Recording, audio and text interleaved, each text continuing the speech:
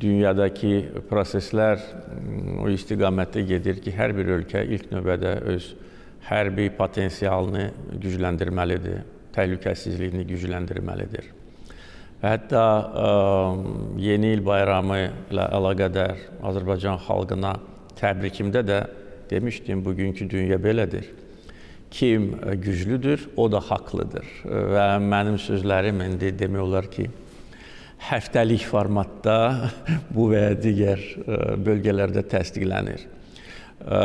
Qəbələdəki zirvə görüşündə mən daha da bu tezisdən irəli gedərək təklif etdim ki, bu il Azərbaycanda üzv ölkələrin birgə hərbi təlimləri keçirilsin.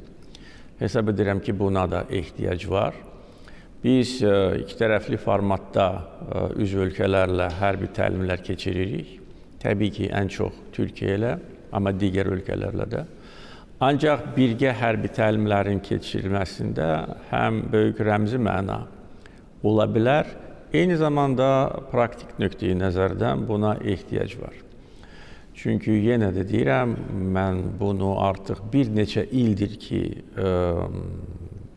dilə gətirirəm, həm də ki, öz təhlilimi apararaq görürüm ki, bugünkü dünyada beynəlxalq hüquq deyilən məsələ yoxdur.